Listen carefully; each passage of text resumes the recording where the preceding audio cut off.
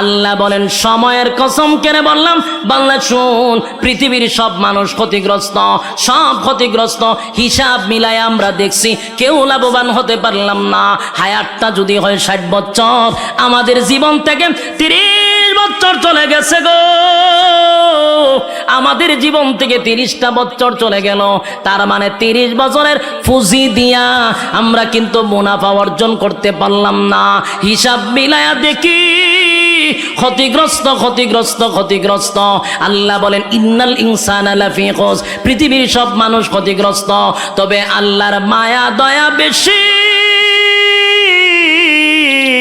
আল্লাহর নাম রহমান, আস্তিকরাও মহব্বত করে, নাস্তিকরাও মহব্বত করে। আল্লাহ বলেন 4টা কর্মসূচি দিলাম, আমি আল্লাহর মায়া দয়া বেশি। 4 কর্মসূচি যদি বান্দা পালন করস, ওয়াদা দিলাম ক্ষতিগ্রস্ত হবি না। 1 নাম্বার হলো ঈমান, 2 নাম্বার নেক আমল, 3 নাম্বার হক কথা, 4 নাম্বার হলো ধৈর্য। দিলের কান লাগায় শুনেন, বিশেষ করে রায়ের বাগের যুবকেরা, এখানে ভিন্ন জেলার মানুষ আছেন, এখানে ভিন্ন থানার মানুষ আছেন, এক একজনের এক এক মত, কিন্তু দিলের কান লাগায় শুনেন। আল্লাহ শুরুতে একটা কসম করছে, মালিক কিন্তু কসম ছাড়াও মালিকের কথার দাম আছে গো। এরপর আল্লাহ কসম করলো ওয়াল আস, সময়ের কসম। তাফসীর কারকরা বলেন এই সময়টাই এত দাম, এটা তোমার হায়াতের সময়। হায়াতের সময়ের কসম কইরা আল্লাহ কয় ইন্নাল ইনসানা লাফি খুসর, বান্দা কসম করে বললাম পৃথিবীর সব মানুষ ক্ষতিগ্রস্ত। যুবক রব্বে কারীম যদি বলেন পৃথিবীর সব মানুষ ক্ষতিগ্রস্ত, বাঁচার উপায় আসেনি। রব্বে কারীম বলেন ইল্লাল্লাযীনা আমানু, ঈমান আনতে হবে কার উপরে? 1 নাম্বার ঈমান আনতে হবে আল্লাহর উপরে। এই কথা কর্মসূচির 1 নাম্বারটা হলো ঈমান। 1 নাম্বার বলার পরে আপনার আর ভিতরে প্রশ্ন আসতে পারে, হুজুর আমরা যারা বসছি সবাই তো ঈমানদার দাবি করি বসছি, তাহলে তো 1 নাম্বার কর্মসূচি অলরেডি পালনই করছি, ঠিক না? কিতা বুঝো? রব্বে কারীম বলেন 1 নাম্বার হলো ঈমান। ঈমান আনতে হবে আমি আল্লাহর উপরে। তাহলে 4টা কর্মসূচির মধ্যে 1 নাম্বার হলো ঈমান। এখানে যারা বসছি কেউ কি বেঈমান হইয়া বসছি না? সবার দাবি আমরা ঈমানদার। একটু আওয়াজ দিলে কি গুণ হইব? সবাই তো ঈমানের দাবি লইয়া বসছি, কেউ কিন্তু বেঈমান হইয়া বসি নাই। তাহলে আমরা তো 1 নাম্বার কর্মসূচি অলরেডি পালন করে বলাইছি, ঠিক না? তাহলে আল্লাহ কেন বললেন ঈমান আনো এক আল্লাহর উপরে? মালিক ঈমানদারকে ঈমানের ওয়াজ কেন করলো? আমরা যদি সবাই ঈমানের দাবি নিয়ে এখানে বসি, তাহলে তো আল্লাহ আমাদেরকে ওয়াজ করার দরকার ছিল না, কথা হয় না? তাহলে বেঈমানরা ঈমান আনার কথা বলার দরকার। কিন্তু কোরআনের বহু জায়গায় দেখবেন ইয়া আইয়ুহাল্লাযীনা আমানু, আল্লাহ ঈমানদারকে ঈমানের ওয়াজ করে, কথা হয় না? ঈমানদারকে জাহান্নামের আগুন থেকে বাঁচার জন্য আল্লাহ বলে ইয়া আইয়ুহাল্লাযীনা আমানু কু আনফুসাকুম ওয়া আহলিকুম নারা। এখানেও আল্লাহ ঈমানদারকে বলে জাহান্নামের আগুন থেকে বাঁচো। ইল্লাল্লাযীনা আমানু, আল্লাহ বলে ঈমান আনো। তাহলে ঈমানদারকে আল্লাহ ঈমানের দাওয়াত দেয়, কথা কম।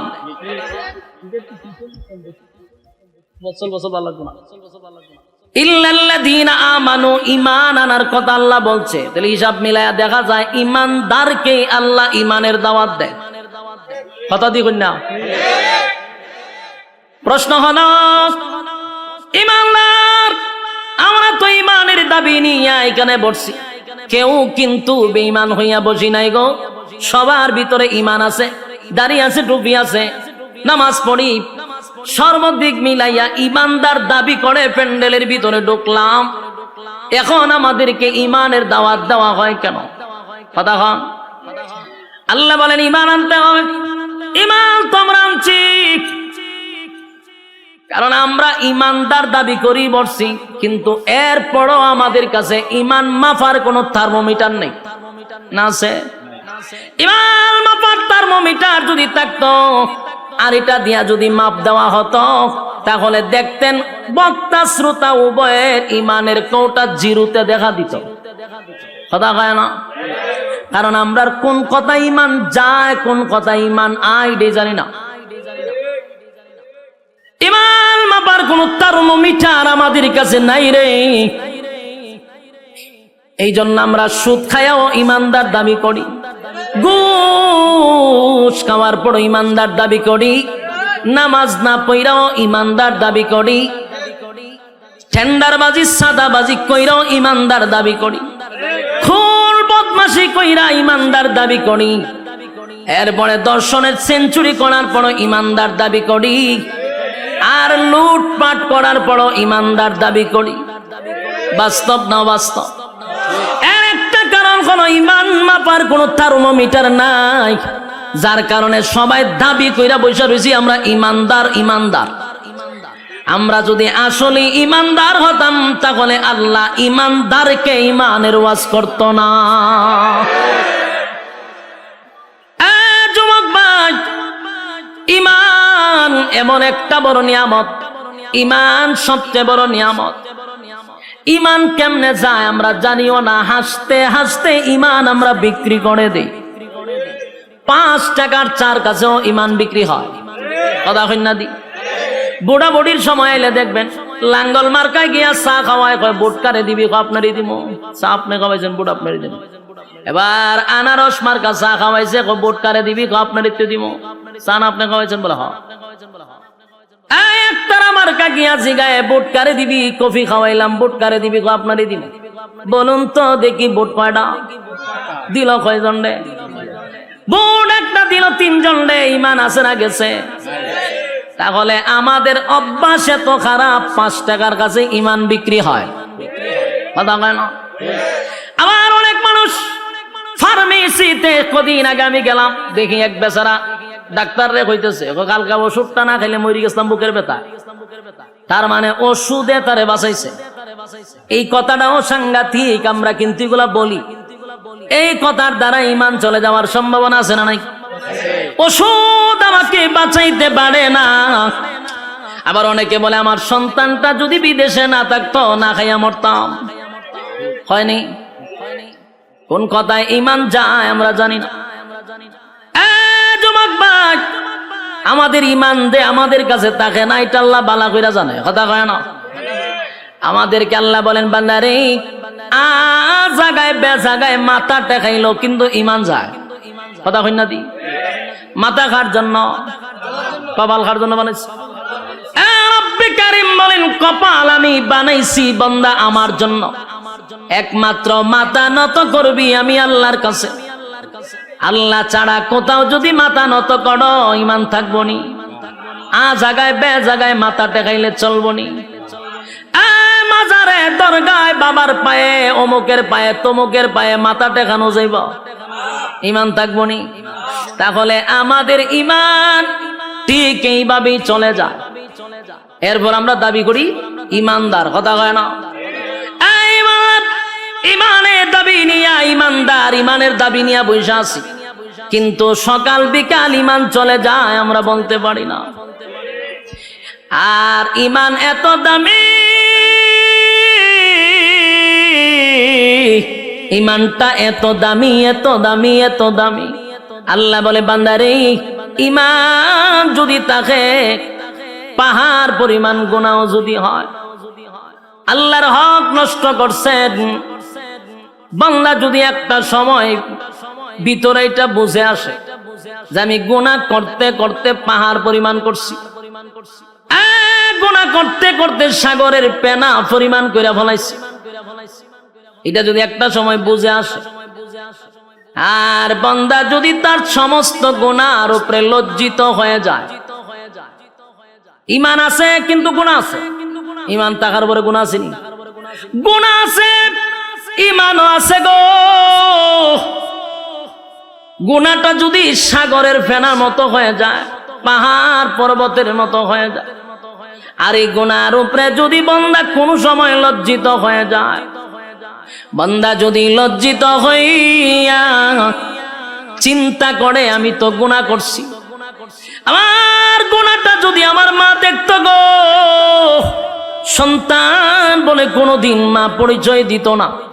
গুনাহ যদি বাবায় দেখতো, সন্তান বলে পরিচয় দিত না। আমি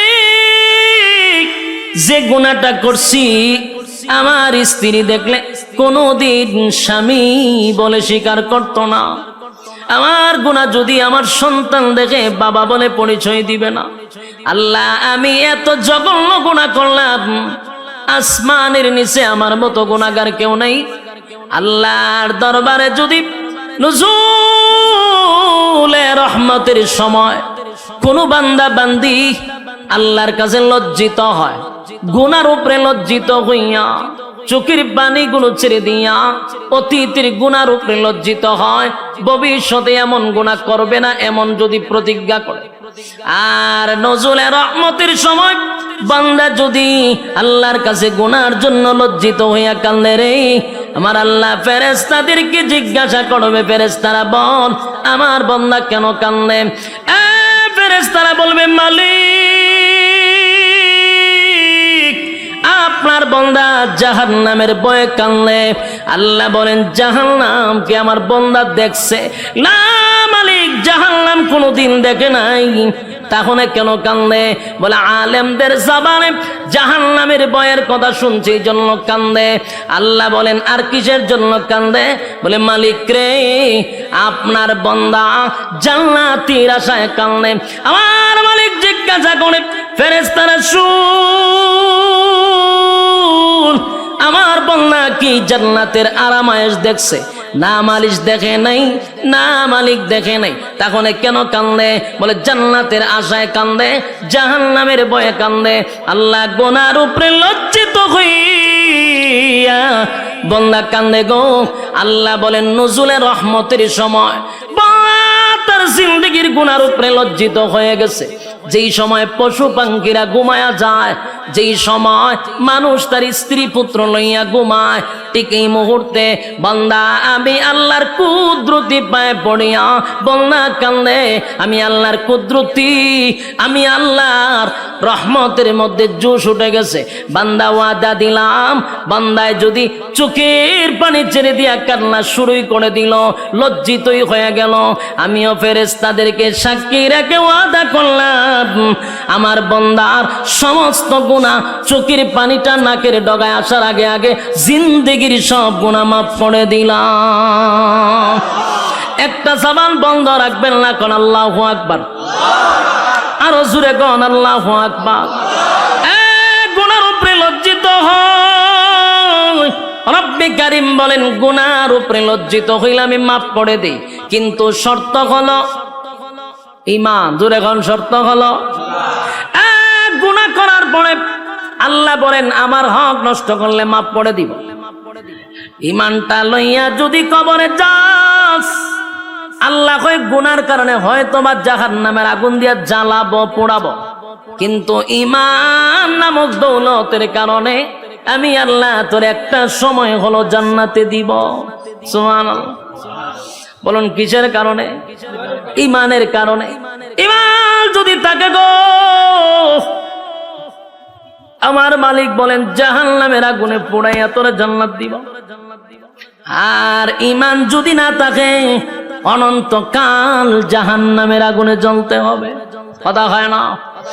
ঈমান এত গুরুত্বপূর্ণ, ঈমান ঈমান এত গুরুত্বপূর্ণ, এই জন্য আল্লাহ বলেন ইল্লাল্লাযীনা আমানু, ঈমান আনতে হবে আমি আল্লাহর উপরে। ঈমান কার উপরে? যুবক ভাই, ঈমান সাধারণ কোনো বিষয় না। যত বেশি ঈমান আপনার মজবুত হবে, তত বেশি পরীক্ষা আসবে। কথা হয় না? নরমাল ঈমানদারের উপরে তো পরীক্ষা হয় না। কথা এখন ঠিক নেই? ঈমান যত শক্ত, পরীক্ষা তত বেশি।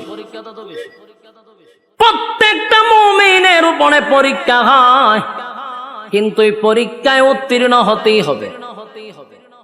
পরীক্ষা ছাড়া কেউ জান্নাতে যেতে পারবো? কথা হয় না দি?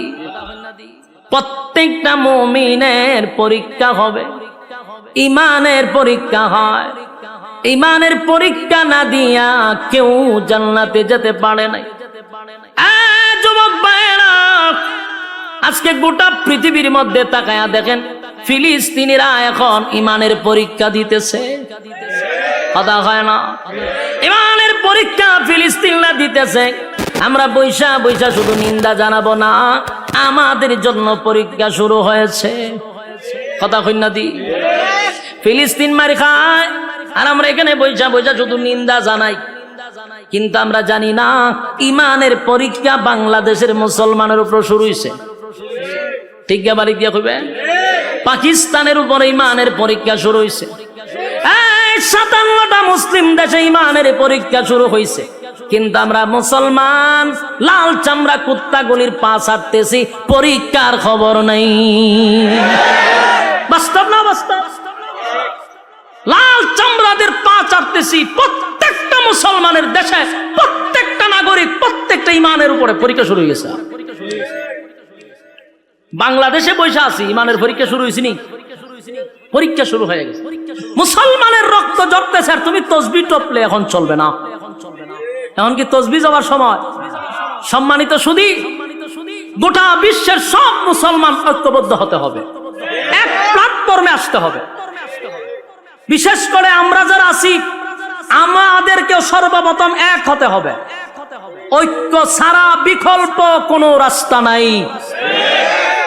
আপনারা কি আওয়াজ করতাম? আমরার মধ্যে ঐক্য নাই, কপাল তো আমরার খারাপ। এতগুলা ইসলামিক দল না হইয়া যদি সব মিললে একটা হইতো, কিতা বুঝুন? রামবামরা কথা কইবার সাহস পাইতুন আমরার লগে, কিন্তু আমরা 15 জন হইলে একটা ব্যানার লই, আমি একটা দল, 20 জন হইলে আরেকটা দল। ওমা, দলের অভাব নাই। এত দল বাংলাদেশ, সব দল ভেঙ্গে একজনের নেতৃত্বে যদি আমরা যেইভাবে আহমদ শফী সাহেবের নেতৃত্বে সবাই এগিয়ে চলছিল, এইভাবে যদি আবার এক হতে পারি, আল্লাহর কসম এই দেশে ইসলামের পতাকা উড়বে ইনশাআল্লাহ। ঐক্য ছাড়া সম্ভব না। কিন্তু এখন আমরা ঐক্যই না ফাটল সৃষ্টি করব। এই জন্য আমাদের উলামায়ে কেরামদের উচিত, আমরা এখন ঐক্য হওয়া দরকার। মাঝখানে ডুইক্কা ফাটল সৃষ্টি করার কোনো দরকার নাই। আমরা কিন্তু অনেকে আছে ফাটল সৃষ্টি করা শুরু করছে। আমরা সেই ঐক্য হইতে মাঝখানটা দেয় ফাটল সৃষ্টি করা না। যতদিন না পর্যন্ত ঐক্য না হব, আল্লাহর কসম মায়ের খাইতেই থাকবো, মায়ের খাইতে থাকবো 100%। আজকে আপনি খাইতেছেন, কালকে আমারও ধরবো, এটা নিশ্চয়তা নাই। আপনারা ধরছে আর আমি যদি আমার দল না, কে সুখ দে রে, 2 দিন পর আপনারা শেষব, এটা নিশ্চিত থাকেন। আর অলরেডি বাংলাদেশে কিছু প্রমাণও আমরা পাইছি। কথা হয় না দি? একজনে মারলে আরেকজন হাতে তালি দেয়, হেরও ধরছে, যে তালি দেয় হেরই ধরে, তবে একটু সময় নিয়ে ধরে। বাস্তব না বাস্তব? তাহলে একজন আরেকজনেরটা দিককে টিটকারি মস্করি না করে সবাই আমার ভাই, আমার মুসলমান মুসলমান, আমরা ভাই ভাই, আমাদের এক ছাড়া বিকল্প কোনো রাস্তা নাই। আর আমাদেরকে ফাটল ধরানোর জন্য আমাদের মাঝখানেও কিছু লোক তারা রেডি করে রাখে ফাটল করবার লাগে। বলুন, ঐক্য ছাড়া বিকল্প কোনো রাস্তা আছে? গোটা বিশ্বের সব মুসলমানরা যদি আজকে হুঙ্কার দিত, ইসরায়েলি পারত ফিলিস্তিনের উপরে হামলা করত, কিচ্ছু লাগে না। আমাদের যতটুকু স্টাডি আছে, এতটুকু গবেষণা করে আমরা যতটুকু বুঝতে পারছি, সবচেয়ে বেশি সম্পদ হলো মুসলমানের হাতে। এর মধ্যে সবচেয়ে বড় সম্পদ হলো তেল। তেলের উপরে সম্পদ আছে না? আল্লাহর কসম, যদি এখন আরব দেশগুলি বলে যে আমরা তেল দেওয়া বন্ধ করে দিব, সব লাল চামড়া কুত্তাগুলি দৌড়ের উপরে থাকবো, শুধু তেল বন্ধ করে দিলে। এই সম্পদ আল্লাহ মুসলমানকে দিছে। কিন্তু দেখেন না, মুসলমান এত বড় সম্পদ পায়, এরার ফাও ছাড়তেছে। লাভ হইব কি? পা ছাড়তেছে তারা। খালি মুসলমান একটা হুঙ্কার দিলে আজকে প্রতিদিন সকালে লাশের মিছিল দেখতে হয় না। এর একটা কারণ হলো আমাদের মধ্যে ঐক্যই নাই। ঐক্য নাই, সাবধান। ঐক্য চাই যে কোনো দলের হোক, আমরা ঐক্যের জন্য কোনো তরিকা দেখব না ইনশাআল্লাহ। তরিকা থাকতে পারে, ভিন্ন তরিকা একজন থাকতে পারে, তার তরিকা মতো চলতে দেন, কিন্তু মুসলমান হিসেবে আমরা এক প্ল্যাটফর্মে আসতে হবে। এছাড়া বিকল্প রাস্তা নাই তো। যুবক ভাই, আমি জানি আমার কথাগুলি আপনাদের কাছে বেশি মজা লাগবে না, কথাটা সবার কাছে পছন্দ এমনও না। কারণ আমরা যেহেতু 15 জন একটা প্যানেল লয়ে দৌড় মারি, তো সুতরাং আমার এই কথাগুলি আপনাদের কাছে যে পছন্দ হবে এটা আমিও জানি পছন্দ হবে না, কারণ আমরা 20 জন হইলে এখন আমি চিন্তা করলাম আমার সভাপতি বানাও, আমার নেতা বানাও। এই নেতাগিরি বাপ যতদিন না ছুটবে ততদিন এই বাংলাদেশে ইসলামিক আইন কায়ন কোনোটি কায়েম হবে না। যতই স্বপ্ন দেখেন ইসলামী হুকুমত কায়েম হবে, কখনো সম্ভব না, কারণ আমার ভিতরে নেতাগিরির বাপ আছে। আমি ফন্ডজন লে সভাপতি হইতাম চাই, ফন্ডজন লে আমি প্রধান অতিথি হইতাম চাই, কেমন হইব? যুবক ভাইরা আমার, আল্লাহ বলেন 1 নাম্বার কর্মসূচি হলো ইমান, ইমান, ইমান। আর অলরেডি ইমানের পরীক্ষা কিন্তু শুরু হয়ে গেছে। আমরা প্রত্যেকেই ইমানের পরীক্ষা দিতে হবে। সাহাবায়ে কেরাম জান্নাতের সার্টিফিকেট পাইছে কিন্তু ইমানের পরীক্ষা দিয়া। কতক্ষণ পরীক্ষা ছাড়া সার্টিফিকেট পাইছে? সাউন্ড একটু তুইলা দেন না, দিদি তো সাউন্ড ঢুকে যায় আওয়াজটা। আমি বলুন, সাহাবায়ে কেরাম যারা জান্নাতে গেছে কি ইমানের পরীক্ষা না দিয়ে গেছে না পরীক্ষা দিয়ে গেছে? প্রত্যেকটা সাহাবী ইমানের পরীক্ষা উত্তীর্ণ হয়েছে। সুবহান। যুবক ভাই, আমার উপরে তোমার উপরও ইমানের পরীক্ষা হবে। ইমানের পরীক্ষা আসলে আমরা অটল থাকবো, ঠিক কিনা বলেন? ইমানের প্রতি আমরা অটল থাকবো, জীবন দিব কিন্তু ইমান দিব না। রাজি আছি? জীবন দিব, ইমান দিব না। মা এবং সন্তানকে দুজনকে গাছে বাইন্দা মারছে। মা সন্তানরে বলে, বাবা রে, আরো যদি নির্যাতনের মাত্রা বাড়ায়া দেয়, সাবধান, জীবন যদি চলে যায় যাক, ইমান দিবি না। ইসলামের প্রথম যিনি মহিলাদের মধ্যে শহীদ হলো সুমাইয়া রাদিয়াল্লাহু তাআলা আনহা। গাছের সঙ্গে বাইদা সন্তানের সামনে নির্যাতন করছে, কিন্তু সন্তানকে নসিহত করে, বাবা রে, জীবন যদি চলে যায় চলে যাবে, কিন্তু ইমান দেওয়া যাবে না। ইমান দেয় না, কারণ জীবন চলে গেলে জান্নাতের ভিতরে আমার আল্লাহ জীবন দিবে গো, কিন্তু ইমান চলে গেলে আর কোনদিন ইমান পাওয়া যাবে না। ইমানের পরীক্ষা যুগের পর যুগ যারা ইমান আনছে তাদের উপরে পরীক্ষা আসছে। শুধু আমাদের নবীর সাহাবায়ে কেরামদের যুগে নয়, এর আগেও যারা ইমান আনছে তাদের উপর পরীক্ষা হয়েছে। কথা কয় না? ইমানের পরীক্ষা আসছে। আল্লাহ রাব্বুল আলামিন রাসূলকে জানায়া দেয়, নবী গো, আপনার আগেও যারা ইমান আনছে তাদের উপর পরীক্ষা আসছে। একবার পয়গম্বর বসা সাহাবায়ে কেরামরা নবীর কাছে এসে বলে, নবী গো, আল্লাহর কাছে একটু বলেন না, আমরা সহ্য করতে পারি না গো নবী, যেই পরিমাণ নির্যাতনের স্টিম রোলার, আল্লাহর কাছে বলেন আমাদেরকে যেন সাহায্য করে। গ্রামের একটা সালিশ পর্যন্ত প্রভাব ঢুকে গেছে। সব জায়গা খালি গরম, সব জায়গা কি খালি গরম আর গরম। গরমের টেলায় মানুষ ডরায়া হক কথাই কয় না। গ্রামের একটা সালিশ দরবারে কিছু সর্দাররা বিচার করবো, এখানেও পাওয়ার দেখানো হয়, তাই পাশের মানুষগুলা তাদের ব্যাপারে হক কথাটা বলতে চায় না। আর তাদের হক কথা না বলার কারণে নির্দোষ মানুষগুলি দোষী সাব্যস্ত হয়ে শেষ পর্যন্ত কারাগারে যেতে বাধ্য হয়। একটা মাত্র কারণ, 3 নাম্বার কর্মসূচি না পালন করার কারণে। বাস্তব না বাস্তব? বেচারা 5 ওয়াক্ত নামাজ পড়ে, মাথায় একটা কালো দাগ আছে, তসবিহ একটা আতো আছে, মসজিদ থেকে বাইরে বাসা পর্যন্ত যাইব, পাশে ডুল বাজনা হইতেছে, ডান্স তো পাগলো, ডান্সের গানের আওয়াজ হইতেছে, বেচারা তসবিহ পড়ে আর সুবহানাল্লাহ সুবহানাল্লাহ, সি সি সি সি সি, আমরা কেডা করতেছে, এটা কার ছেলে এরকম গান বাজনা বাজায়? তখন কয়, চাচা এটা তো সগীর আলীর হোলা, বড় খারাপ, বড় খারাপ, সুবহানাল্লাহ সুবহানাল্লাহ সুবহান। তাই তসবিহ আছে, তাই কি আছে? তসবিহ। আর এদিকে নিন্দা জানাইতেছে, হে ভালো হইল না, ফোলা ভালো হইব কেমনে? সুবহানাল্লাহ সুবহানাল্লাহ সুবহানাল্লাহ। মসজিদের ভাষা এরকম ডুল বাজনা বাজানো ঠিক নেই। সুবহানাল্লাহ সুবহানাল্লাহ সুবহানাল্লাহ সুবহানাল্লাহ।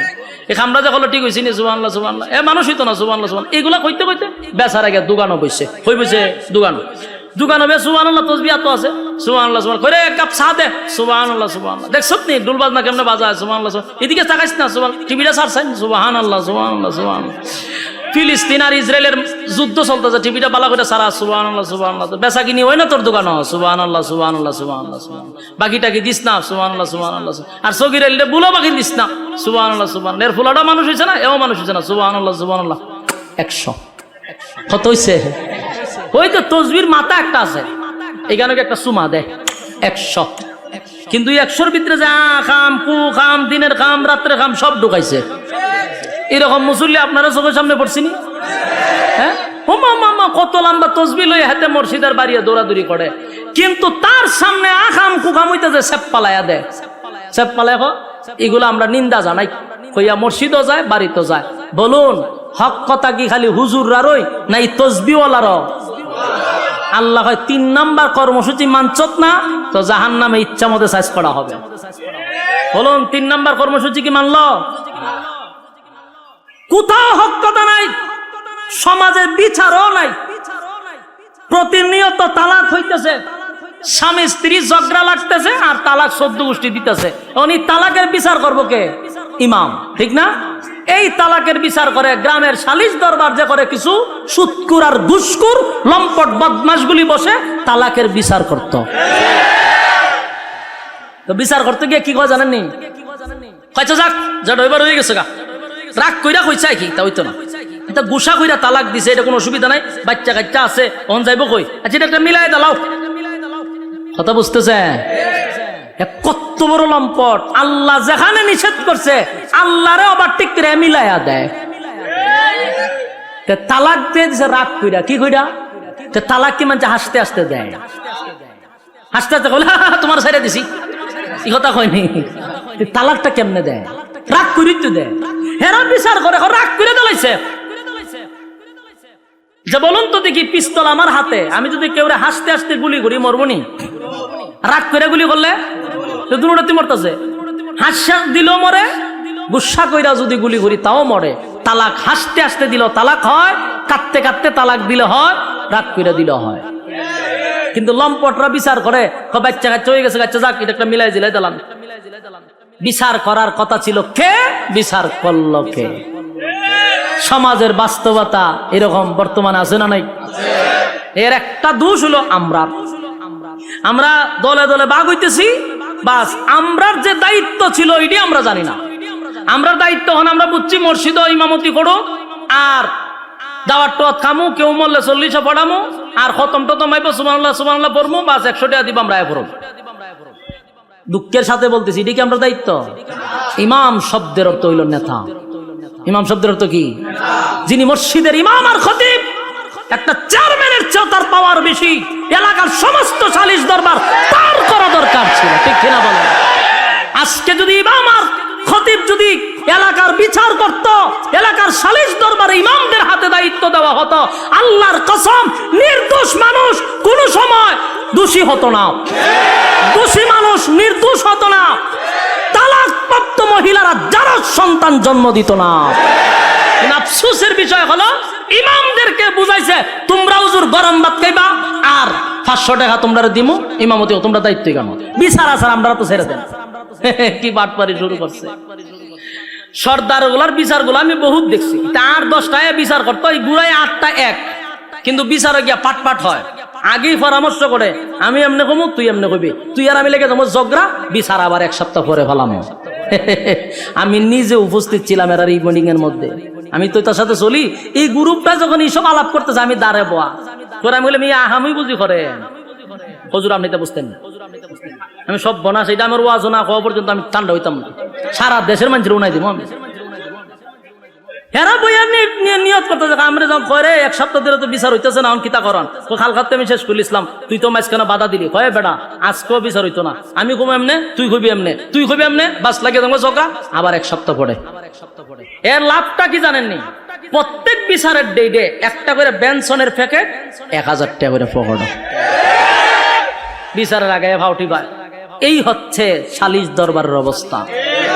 সত্য না মিথ্যা? আর বর্তমানে গরিবের তো বিচার নাই, যার টাকা নাই এর বিচারও নাই। বাস্তব না বাস্তব? সত্য না মিথ্যা? আওয়াজ দিয়ে কোন সত্য কথা বলে যাই, মন দিয়ে শোনেন সবাই। সত্য কথা বলে যাই, মন দিয়ে শোনেন সবাই। এই সমাজের কোনো কাজে শান্তি তো ভাই মোটে নাই। এই সমাজের কোনো কাজে শান্তি তো ভাই মোটে নাই। সত্য কথা বলে যাই, মন দিয়ে শোনেন সবাই। এই সমাজের কোনো কাজে শান্তি তো ভাই মোটে নাই। এই সমাজের কোনো কাজে শান্তি তো ভাই মোটে নাই। অফিস আদালতে বাইরে ঘুষ বিনা চলে না কাম। ঘুষ পাইলে সব সারেরা বলে না সে নয়েল কাম। বাস্তব না বাস্তব? অফিস আদালতে বাইরে ঘুষ বিনা চলে না কাম। ঘুষ পাইলে সব সারেরা বলে না সে নয়েল কাম। ঘুষ না দিলে আদালতে, বাস্তব না বাস্তব? ঘুষ না দিলে আদালতে মেলে না গরিবের ঠাই। এই সমাজের আদালতে গরিব দুঃখীর বিচার না।